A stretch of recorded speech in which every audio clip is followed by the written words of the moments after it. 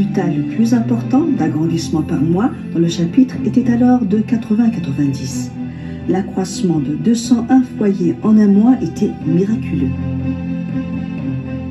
Cette action fut surnommée la grande activité de février.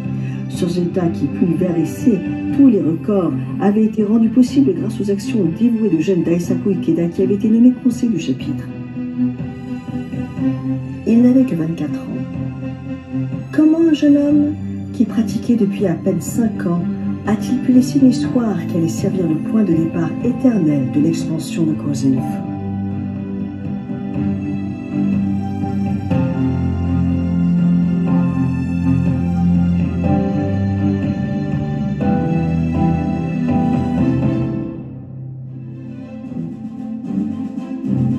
Je vais atteindre par moi-même un effectif de 750 000 nouveaux foyers pratiquants de mon vivant. Si cela échoue, jeter mes cendres au large de la rivière Shinagawa. 3 mai 1951, à l'occasion de son investiture en tant que président, M. Toda proclama sa décision pour causer de feu. Toutefois, le mont Soka ne comptait alors qu'environ 3000 pratiquants. Pour eux, cet objectif était si éloigné de leur réalité qu'il était quasiment inimaginable. Mes voisins dans la salle se sont demandé, moi, Monsieur Toda s'est trompé d'un zéro? Ce n'est pas plutôt 75 000? Toutefois, pour Toda, il était absolument indispensable d'y parvenir de son vivant pour la pérennité de Kozen-fu. Répondant à la décision de Toda, les pratiquants de tout le pays entreprirent de diffuser largement la loi. Cependant, le nombre total de foyers pratiquants à la fin de cette année 1951 ne s'élevait qu'à 5728. À ce rythme, même au bout de 100 ans, le chiffre de 750 000 ne serait toujours pas atteint. De surcroît, la santé de Toda ne cessait de se dégrader. Après un séjour exténuant en prison, il engagea un combat acharné pour reconstruire la Soka Gakkai après la guerre. Il ne lui restait que très peu de temps à vivre. Afin de rouvrir une brèche, Toda prit une décision. Lorsque j'avais 24 ans, j'étais nommé conseiller du chapitre Kamata. J'étais jeune, 1952. Cette année marquait le 700e anniversaire de la fondation du bouddhisme de Nichiren. C'était une année mystique. Monsieur Toda était sorti de prison quelques années auparavant et avait assumé officiellement la fonction de président de la Soka Gakkai.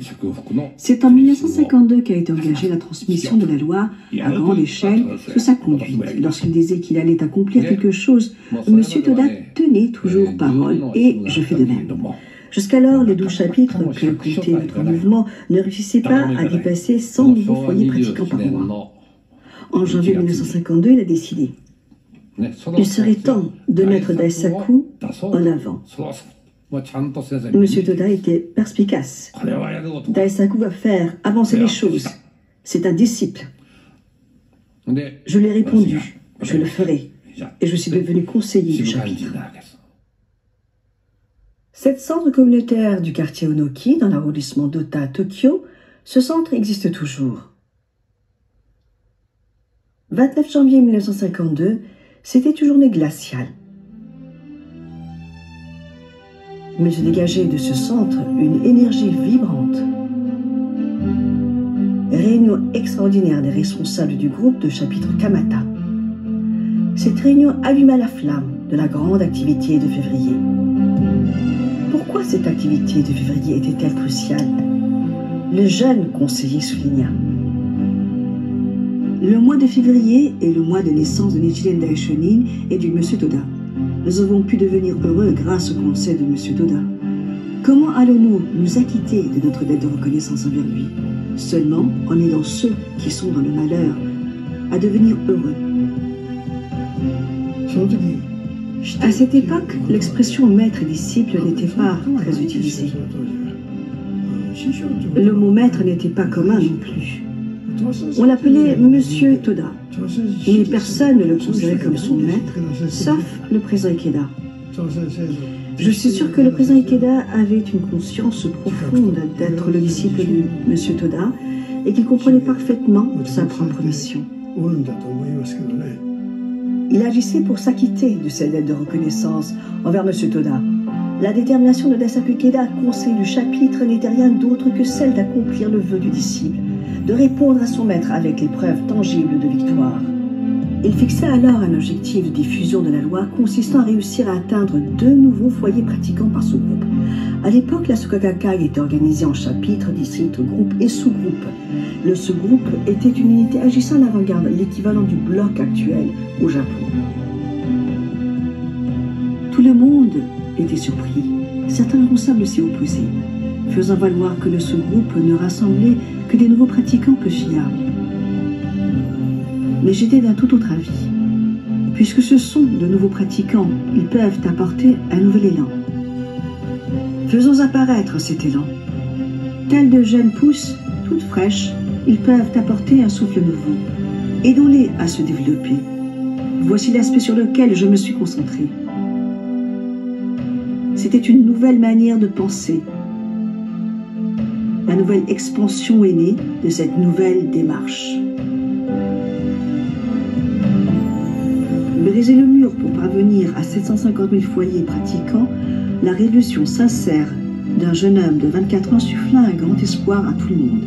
2 foyers par sous-groupe, nous pouvons y arriver.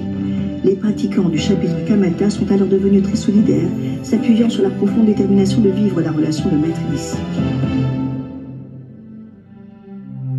Dès lors, le conseiller Ikeda a sillonné le chapitre. Il a participé à 2 ou 3 réunions de discussion par jour. Plus j'agis, plus l'organisation de Kozen-no-Fu progresse. J'ai multiplié mes actions répandant la joie parmi les pratiquants.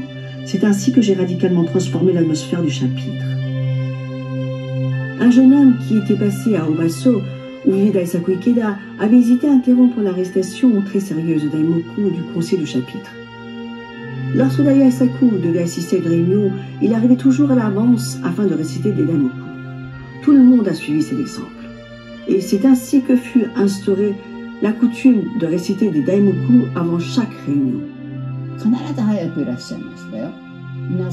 Il arrivait toujours à l'avance, il était là, avant que les autres n'arrivent, et il récitait longuement des Daimoku. Aussitôt, après nous avoir dit bonsoir en arrivant, il s'asseyait devant le Goronzon. Il ne s'est jamais contenté de 3 Daimoku, mais récitait vraiment un long moment. Merci pour vos efforts, disait-il lorsque nous arrivions, et nous récitions ensemble avec lui. Fermement résolu à se relier directement à l'esprit des présidents, Makiguchi et Toda, maître de Kozen-no-Fu, ont su le marquer par un lien profond. J'ai profondément décidé de réaliser une expansion sans précédent de Kozen-no-Fu.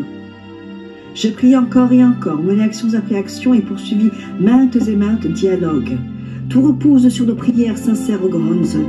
Le Goronzon existe afin que nous puissions remporter la victoire. Telle était ma conviction absolue. De nombreux responsables de l'époque estimaient que les pratiquants devaient se déplacer chez eux pour rechercher des encouragements. Mais le conseiller Ikeda était différent. Il rendait visite aux pratiquants chez eux. Il encourageait chaque personne luttant à l'avant-garde du mouvement. Sensei dispensait toujours des encouragements à chacun. Il rendait visite à chaque pratiquant du district à domicile. Mon père, un responsable de district, avait l'habitude de rassembler des gens pour des réunions et disait « faisons cela ». Mais Sensei rencontrait successivement tous les responsables de ce groupe chez eux. Il disait « Sensei est venu me voir, alors je vais faire de mon mieux ». Au lieu que les responsables de district demandent aux gens d'agir, ce sont les pratiquants qui disaient « je ferai de mon mieux ». Je me suis consacré de tout cœur à chaque réunion de discussion à laquelle j'assistais, à chaque visite à domicile que j'effectuais, à chaque lettre d'encouragement que j'écrivais. J'ai considéré chaque activité comme si c'était une occasion unique et décisive. Quand un pratiquant avait des difficultés pour partager le bouddhisme avec les autres, je me faisais accompagner par lui lorsque j'allais parler de notre pratique bouddhique, en espérant qu'il apprendrait de mon exemple. Et au lieu de monopoliser la parole, je proposais aux autres pratiquants présents de raconter leur vécu personnel de la foi ou d'expliquer les principes de base du bouddhisme à nos interlocuteurs. Cela a permis à chacun de développer sa confiance et approfondir leurs convictions. Prendre l'initiative pour passer à l'action. Au lieu de donner arbitrairement des orientations d'en haut, Daisaku Ikeda agissait en première ligne, avec les pratiquants locaux sur un pied d'égalité. À cette époque, il me semble que mon père était un fervent adepte de Rissho Kosekai. C'est discuté souvent avec ma mère qui disait à chaque fois « Nous récitons nous aussi Namyoho Renge-kyo ». Alors Sasé a dit « Madame Miyagi, même si vous récitez le même Namyoho Renge-kyo, il y a une différence aussi grande qu'entre le ciel et la terre. » Elle a été profondément touchée par ces mots et elle a convaincu mon père en disant « Même si c'est le même Namyoho Renge-kyo, la différence est aussi grande entre le ciel et la terre. Alors prenons plutôt le ciel. » Si l'on se contente de donner des ordres aux gens, cela ne les motivera pas pour agir. Comment vais-je inciter tout le monde à agir avec un véritable enthousiasme et un but? J'ai alors décidé de prendre l'entière responsabilité pour atteindre notre objectif par mes propres actions opiniâtres, en suant sang et eau, et en obtenant des résultats probants. J'étais certain que face à un tel exemple, les pratiquants apprécieraient mes efforts et me feraient confiance. Regardez-moi, regardez mes actions. C'est notre propre exemple d'effort personnel et non ceux des autres qui produira de la sympathie et la compréhension chez ceux qui nous entourent. Il priait plus sincèrement que quiconque. Il déployait plus d'efforts que quiconque. En regardant les actions désintéressées de Daisaku Ikeda, les pratiquants qui avaient parfois l'âge de ses parents se mirent à agir avec lui. Mon père et moi-même, lorsque j'avais 3 ans, nous étions les premiers de la famille à rejoindre le Mansoka. Auparavant, mon père, joueur invétéré, fréquentait l'hippodrome et la piste de cyclisme pour jouer. Mais après, il a installé le Goronzon dans une boîte de chemise vide et a commencé à travailler sérieusement. Sa coiffure banane s'est transformée en une crâne soigneusement peignée et ses chemises hawaïennes en un costume bleu marine. Dans ses mains, les journaux de course ont fait place aux écrits de Nichiren. Tous les responsables s'activèrent dans leur sous-groupe et ils encouragèrent chaque personne, l'aidant à devenir autonome. Un sous-groupe atteignit son objectif et un autre suivit. Ainsi, le mur fut enfin brisé. Le 25 février, dernier jour de l'activité, ils dépassèrent leur but de 2 nouveaux foyers par sous-groupe et réalisèrent au total 201 foyers. Après le mois de février, le chapitre Kamata dépassa également 200 foyers en mars et en avril. En mai, pour marquer le premier anniversaire de l'investiture de M. Toda, le nombre de nouveaux foyers atteignit les 300. Grâce à la progression dynamique du chapitre Kamata, les autres chapitres enregistrèrent eux aussi des records. L'effet boule de neige se répandit dans l'ensemble du Mansoka. À partir des activités du mois de février, une progression accélérée vers les 750 000 foyers pratiquants débuta. Nul n'aurait pu imaginer qu'il serait possible de dépasser le chiffre de 200 nouveaux foyers en un mois. J'ai sans aucun doute réussi à ouvrir une brèche pour cette activité. Dès lors, j'ai pu mettre tout le pays en mouvement à travers nos actions.